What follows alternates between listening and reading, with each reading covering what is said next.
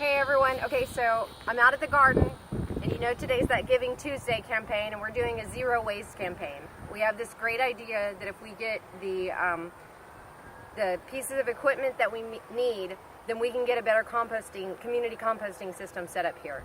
Of course, here at the garden, we would use that stuff to grow more food for us to do for the farmers market on Wednesdays, for volunteers to have more food out here at the garden, for us to participate in more educational activities, and working with more chefs in town.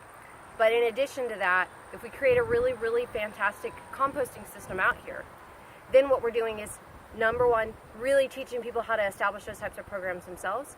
And number two, all the volunteers that come out here that want to take home some compost, we'd be more than happy to allow them to take home bucket loads of compost. So we create a small community composting system.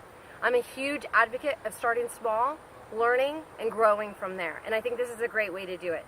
So what I'm going to do today, you saw my video earlier. I had the opportunity this morning to make my Tuesday runs.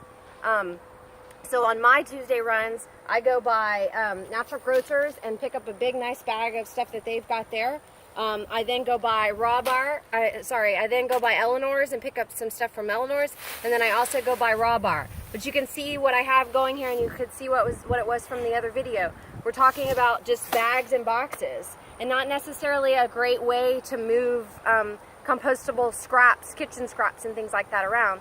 Look into zero waste and composting, community composting in other cities, and you'll find that cities have very nice systems of collection where they can collect from neighbors, they can collect from businesses, and put those into their composting systems. So that's kind of what we've started here, and we're hoping to develop that more in the near future.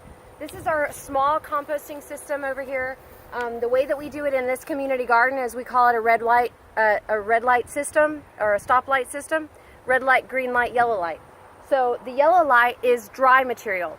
Dry material bin isn't as important for us here at the Learning Garden because we have a lot of space to work with. But in a home garden, you definitely need a dry bin because that's where you're going to put a lot of your just yard waste.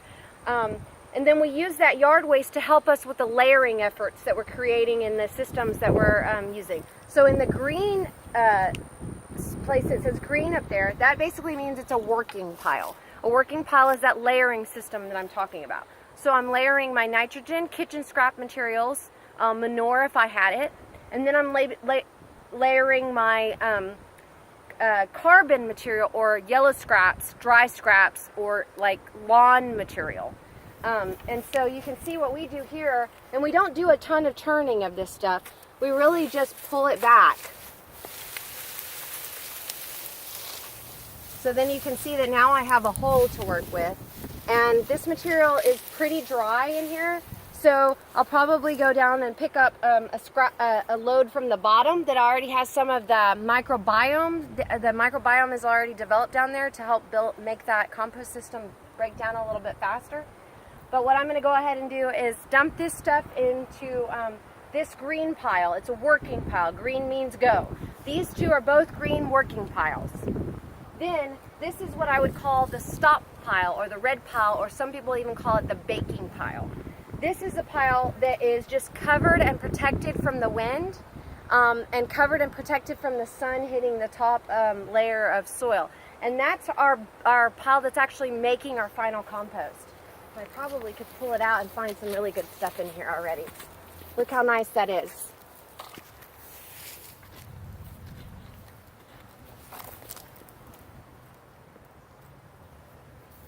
So we're going to take all of the resources that we have out here at the garden right now, and any of the food scraps that we're getting from neighbors or getting from local businesses, and that's what we're using to currently make the compost that we have out here.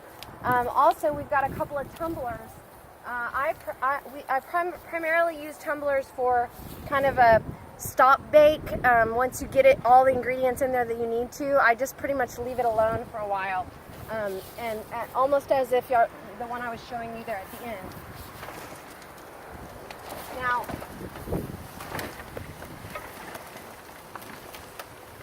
there are really big grinding machines, wood chip grinding machines, and even commercial grade composting machines But this is just a home, a garden composting, and in all honesty, I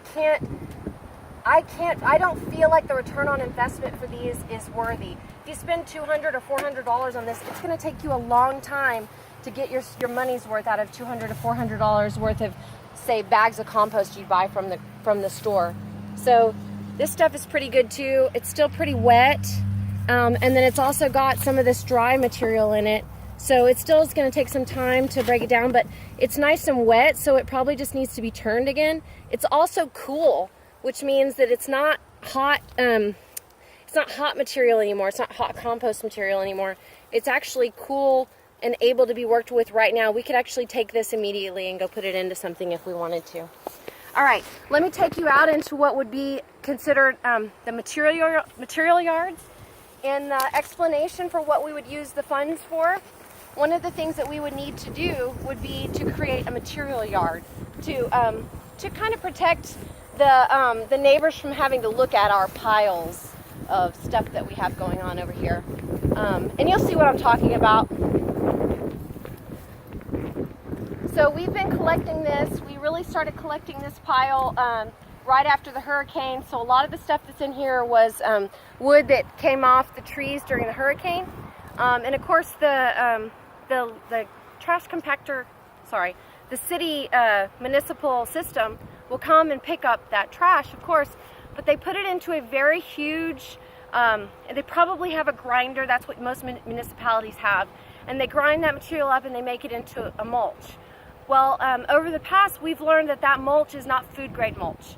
It has 12 parts per million arsenic in it, and it shouldn't be used in vegetable gardens. It's perfectly fine to use for your ornamental trees, shade trees, and let's definitely put more of that material back into any of the places where we're not managing our soil at all. But in terms of growing food, that's not a product that we choose to grow food with. We believe that 12 parts per million arsenic is too much for food grade production, and we work with very organic methods out here. And so we hang on to the things, but we end up getting just big giant piles, and what are we going to do with that stuff? But if we had access to a wood chipper, even if it was just to rent a wood chipper from time to time, then we'd be able to clean these piles up and have piles like these. Now, this is another pile that a local business comes and donates to us on a fairly regular basis, even to the point at this point of coming like once a month to drop it off for us. That's how fast we're moving this product. Now this is from Callaway Tree Service. Mr. Callaway's very friendly, comes around, drops off. Now most of you all know that tree trimmers, that's a service to them as well if it's convenient for them, because it saves them money to not have to go to the dump and dump that stuff. Well, you heard me just say that if that stuff goes into the dump, it becomes a part of a composting system that isn't good for food. So we're trying to create a food grade composting system. So we're working with this material, which is very, very important, and I'll show you a little bit more about what we use this particular material for. But as you can see, I mentioned earlier the waste yard or the scrap yard. And so what we would do with some of the funds also would be to extend the fence line out and around and create a system to where trucks can then pull in here, and we can have sand available, we can have our own mulched material available, and we can have bigger piles of compostable material, clean, nice compostable material out here to work with. So once we get through a pile, a big enough pile, we can move it out a lot faster, and it can do a final baking out here in the material yard, rather than having to take up our space over there or having to be moved maybe even before it's 100% ready to go. So today's Giving Tuesday is about helping us create a small startup of a community composting system. And we're looking for a flatbed trailer that would help us haul material away if we need to haul it away, would help us pick up material from the neighborhoods when we notice that landscape trash is loading up on someone's front yard. We can just go over and pick it up. The other thing we could do with a flatbed trailer would be to contact many of the local farms that have gotten in touch with us, horse businesses, horse breeders, dairies, and things like that have said they'd be willing to donate compostable manure to us for us to use in the garden as well, we could go over and get a nice pile of that. Cannoli Farm has mentioned that they would love for us to come out and get some of their organic dairy manure, and they can easily lift it and put it into the trailer for us. We could bring it over and we could make a call out to the neighbors and to the community members and say, we've got some manure, come over and get yourself a couple of bucket loads and you can use that for fertilizing your home garden. And then of course we can use it for fertilizing in our garden as well. So that's what we would be able to use the flatbed trailer for. Then if we had that wood chipper, we'd either rent it or purchase a wood chipper. And we'd be able to run these materials through that and get them all turned back up again and then turn them into a mulch pile that we can then use from. And then the last thing would be those food grade containers. So if we had nice food grade containers labeled very well at each restaurant or place in town that wants to participate in helping us out, then we'd go and leave those and then we'd just go by and pick them back up again. So we use a lot of different places. I didn't mention we also pick up from Starbucks. Starbucks is giving us coffee grounds. The Exchange is giving us coffee grounds and food scraps. So we're getting a lot of different things, and there's many others. The university has said that they really would like to help us get some more products to put here into the composting system. And the students out at the university are using as much as they can to turn that into a composting. So what we're looking for is we're all ready to grow it just a little bit bigger than the small efforts that we've been leading to. I'm going to show you one last thing, and then I'm going to head off to do some more gardening for the day.